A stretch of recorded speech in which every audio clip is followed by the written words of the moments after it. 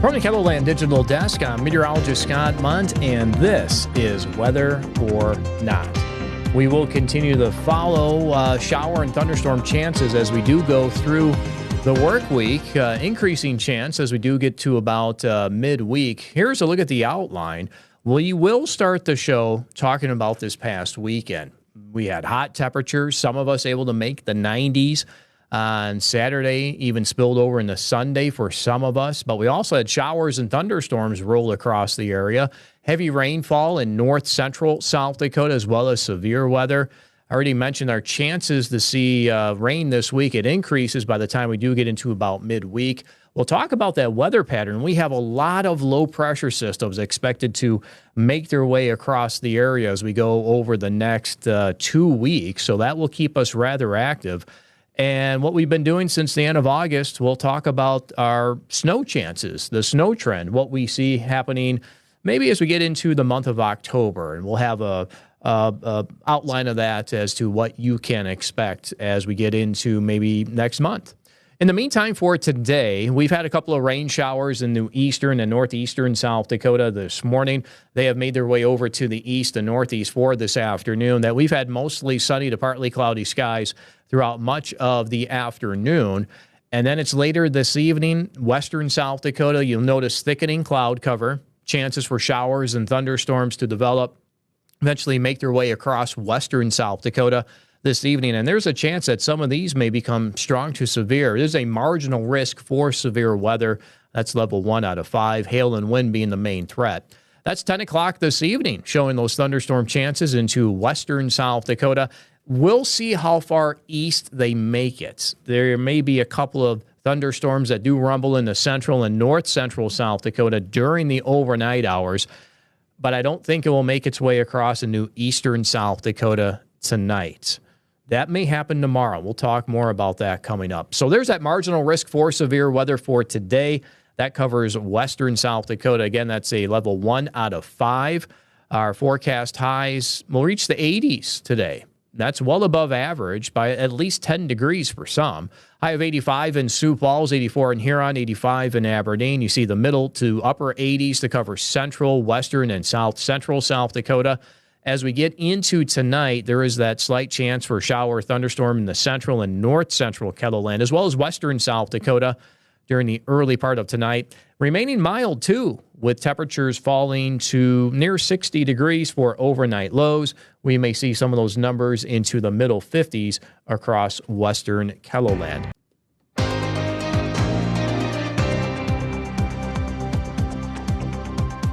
Welcome back to Weather or Not. Let's talk about this past weekend. Oh, it was a warm one, especially to start the weekend. We had temperatures in the 90s for some of us, and some of that heat even continued right into Sunday. But we had strong to severe weather, and that's something that we'll talk about as we do go through your weekend recap here. I think the first thing we talk about is the temperatures, as Sioux Falls hit 91 on Saturday, then 88 on Sunday. And, of course, we know that these numbers are well above average. The average high temperature around middle 70s in eastern KELOLAND. Aberdeen hit 80 on Saturday, up to 86 on Sunday. Now, it was cooler in central South Dakota. Clouds were a little thicker. We also had northerly winds, 76 in Pierre to 71 on Sunday. Rapid City almost hit 90 on Saturday, and then with the clouds and the northerly winds in western South Dakota, temperatures cooled to near 70 for a high on Sunday. And, of course, we had severe weather from yesterday evening. We were watching a couple of areas with severe thunderstorms that rolled through. Let's first start across north central South Dakota. As near Mobridge, we had a couple of reports come in of funnel clouds and tornadoes. You see this one just to the east of Mobridge. We don't have a scale on that as of yet. It's one of those deals where the National Weather Service goes out later and does a storm assessment after, of course, these storms do move through. And they'll give them a rating on any of these tornadoes that did touch down in north central South Dakota. So that's another one near just to the north of Mobridge. So we had 2 of those reports come in. But look at this. As we change our view and move to the north, this was more or less just a straight line moving from south to north that covered central North Dakota, and we also picked up on a couple of those just to the east of that line. So we had at least a dozen reports come in North Dakota, our neighbors to the north. And then we had strong thunderstorms with wind, severe reports here across southeastern South Dakota as well as southwestern Minnesota.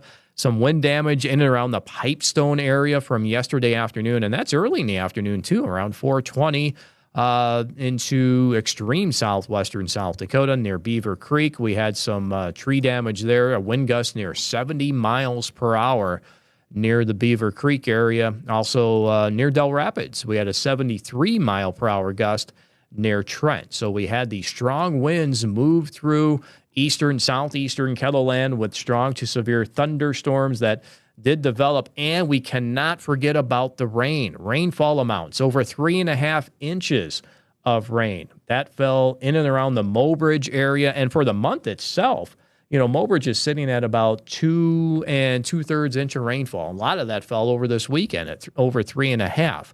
Other areas coming in with some rainfall reports this past weekend. 2 inches near Milesville. Bottle coming in at about 1 2/3 inches. Pierre a little bit over 1 inch. And you see Faith at about 3/4 inch. Rapid City just shy of 1/2, and that fell downtown. And then I put in Sioux Falls and Aberdeen. Those amounts coming in at 0.05 inch in Sioux Falls and 0.03 inch in and around the Aberdeen area. So they had some rainfall in streaks. If you're caught underneath the right thunderstorm, then of course you had some heavier rains move through. Now that may be a trend as we get into later this afternoon and evening. Western South Dakota could see a couple of the higher end totals for rainfall amounts, and a lot of it will stay in the western South Dakota for today, and then eventually spread into central South Dakota tomorrow, and then that's expected to move to the east as we do get into tomorrow night and Wednesday. And that's something that we'll talk more about coming up. You're watching Weather or Not.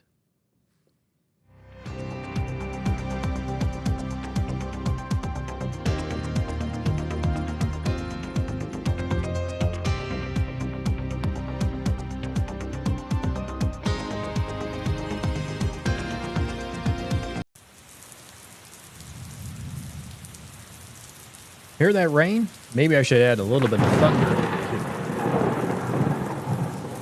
As we are looking for high rain chances as we do go through this week, especially by the time we reach midweek Wednesday and Thursday. I would say it's over 50% to cover much of eastern South Dakota into Minnesota and northwestern Iowa. So let's go ahead and jump right into things for you, as we are watching a slow-moving low-pressure system. This will eventually try to make its way into South Dakota as we get into Thursday, and it can meet up with another one to the north, so I just have these two overlapping by Thursday afternoon. And I mentioned a better chance for more widespread rain as we do get into your Wednesday, Thursday, and then we'll see how long this lingers across the upper plains. If it's slow to move, then we'll have to continue. Chances for rain in the Friday, which we do have in the forecast. What about Saturday? Right now it's dry. Could be one of those days where we could start with rain early in the day on Saturday and then watch a decrease in cloud cover as we do get into the afternoon hours. So there's that slow-moving area of low pressure. Along with it, we'll bring in better chances for rain, and that's what this next graphic is doing. As you can see, as we get into your maybe Tuesday night, Wednesday, I put in the mention of there seeing the rain chances go at 50% or greater. That's a look at late in the day on Wednesday. Again, as these two areas of low pressure meet up, by the time we do get into Thursday, things will slow down. So you do see that widespread rain across eastern South Dakota, Minnesota, and Iowa. That's Thursday evening. Let's go ahead and hit the button again as we do get into Friday. It's trying to move across southeastern South Dakota. We'll just continue the rain chance that we have going for Friday in eastern, southeastern KELOLAND. As I mentioned before, it's Saturday that we'll have to watch to see if it's still, meandering its way to the east. Slows down. We'll just continue that rain chance as we do get into Saturday, at least during the morning hours. And look at this. This is a look at some of the rainfall amounts through Friday. Just went ahead and blanket that area of south central into northeastern South Dakota. we could see over 2 inches of rainfall. Okay, this could easily be a 3 to 4 day total. Mobridge is thrown in there again. And I just talked about Mobridge, how much rain they have received over this weekend and for the month. You could easily add another inch, 2, maybe even more if we get that thunderstorm just to pop over Mobridge or get this rain to linger easily for a couple of days. So we're looking at that area in the south central, northern, and eastern KELOLAND to get some of these rainfall amounts of over 2 inches. And you have to keep in mind, too, this is a full week's forecast or full work week's forecast. We're not adding Saturday or Sunday to it. So this is a good 5-day total, taking it from today all the way through Friday, where we can see these rainfall amounts get that heavy across KELOLAND. As we do take a look at our severe weather chances again across western South Dakota, that is a marginal risk for today for that area highlighted in green, and then that eventually moves into south central South Dakota for tomorrow, as it will become a little more widespread with our rain chance tomorrow in south central South Dakota. That's one thing I don't think I showed. Let me see if I could just throw it in. Looking at things, let's see, it's this graphic I want. Just looking at things behind the scenes here. We'll go through Futurecast to bring in what it's trying to show as we get into the later part of tomorrow. So I already showed you earlier with those shower and thunderstorm chances that we do have in the western South Dakota today with that marginal risk for severe weather. Mention also that some of that may spill over into central and north central South Dakota as we do get into the overnight hours. And that's what this is trying to show. This is a look at the overnight central, north central KELOLAND. May see some showers, isolated thunderstorms. This is noon tomorrow. Still some lingering rain, western South Dakota. But watch what happens as we do get into the late afternoon or the early evening. This really starts to fill in south central and central South Dakota. That's look at things around 5 or 6 o'clock. A better chance for the widespread rain that can stretch from central Nebraska into south central South Dakota, and that's the area that does have that marginal risk. I think it should hold off until after dark in southeastern South Dakota, including the Sioux Falls area. Futurecast at 10 o'clock. It's knocking on the doorstep of Sioux Falls by 10 o'clock in the evening for tomorrow, and then this will continue to lift to the north as we go through the overnight hours. You can kind of pick up on some of that spin in the atmosphere as we're trying to bring in low pressure. We'll go with these storm systems just like what we had yesterday, moving from south to north ahead of the low pressure. And then, of course, behind it with those northerly winds, we'll watch things move from the north to the south behind it. But again, it is a slow-moving low pressure system that once the rains start, will probably last for at least a couple of days. And a couple of things that I do want to try to point out here on our pattern as we do go over the next week and a half to 2 weeks. The first one I want to show you, run through about 5 times if I let it, is we're looking at low pressure systems, troughs, ridges in the atmosphere. We're cutting the atmosphere in half when we're looking at the 500 millibar level. If you watch this, it has numerous low pressure systems trying to run through the central United States. There's that first one for this week. Another one drops in maybe early next week. And then there's another one toward the end of the month. So we easily have at least 3, maybe 4 of these systems trying to run through. So I think we will remain with this active weather pattern over the next 2 weeks. So here's that first one. Talked about this one for this week. That will try to move through, leave the area by the weekend. Another one drops in from Canada as we get into early next week. That's this time next week. For next Monday, we could have another one come through from the northwest, and then that one more or less gets cut off. And look how that one strengthens too. So we'll see what happens with that. And if that one strengthens, like the model is suggesting, that will be another slow-moving low-pressure system that will move through the central United States. It looks to be a little bit farther to the south, so we'll see what it does for our precipitation chances. But you can see by the end of next week, there's another one that's crashing on shore, the western coast, and then that one moves into the central plains as we get into the last weekend of September. And we'll have to watch that one closely to see where that one goes. And then you can count them up, 1, 2, 3, 4, showing up here on the last slide that we have of this graphic. So again, these low-pressure systems will move through, probably keep our active weather around as we go through the second half of the month. And this is what it's doing for precipitation. As we go through this week, we know we're looking at a wet forecast, so that runs through.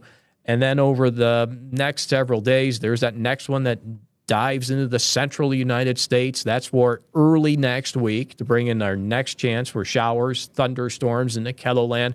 And then as that one just sits there and spins, it will give us showers and thunderstorms in the central plains extending into the Great Lakes. And then as we look at the last couple of days of September, still looking like a rather active weather pattern. But you may have noticed, too, that the temperatures staying at or above average. We're not forecasting anything of any cold outbreaks, any cool air coming in from Canada really anytime soon. I think we should be able to ride a lot of these above average air masses for the rest of the month. As we do take a look at our rainfall amounts, this is through Friday. Mentioned we could have that widespread area of at least 2 inches of rainfall. And then notice how this continues to fill in as we go beyond this coming weekend. That's a lot of moisture that goes into the central, the northern plains, and over toward the western Great Lakes. So we do have a lot of precipitation in our forecast here over the next 2 weeks. I think that'll just take us right through the rest of this month. Stay with us. I'll talk about what the models are showing for snow chances coming up. You're watching this latest edition.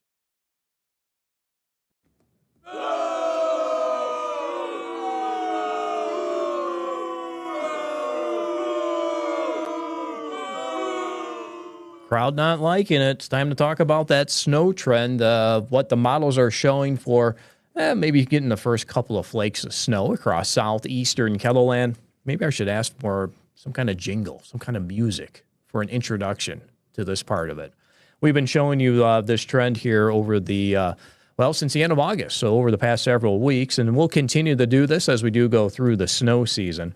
But let's go ahead and start off with, of course, any snow depth that we have across the area. I could quickly go through this graphic as it's not showing anything.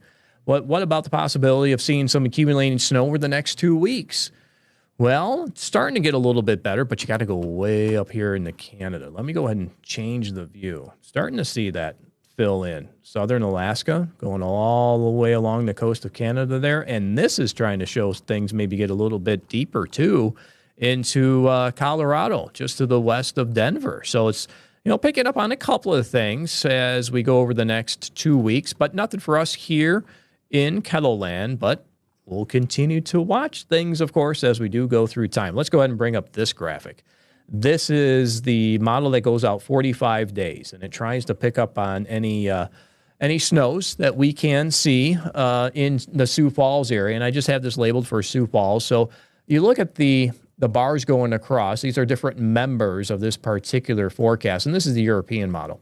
So we have these bars going here in the top portion of your screen. Let's go ahead and count them up. Out of 100, we have 1, 2, 3, 4, 5, 6, 7, 8, 9, 10, 11, 12, 13, 14, 15, 16, 17, 18, 19, 20, 1, 2, 3, 4, 5, 6, 7, 8. About 28 different members are trying to pick up on getting at least a couple of flakes of snow here in the Sioux Falls area, but of course they come in at different times. So let's go ahead and cut that off. Let's just use October 10th right now as a cutoff date.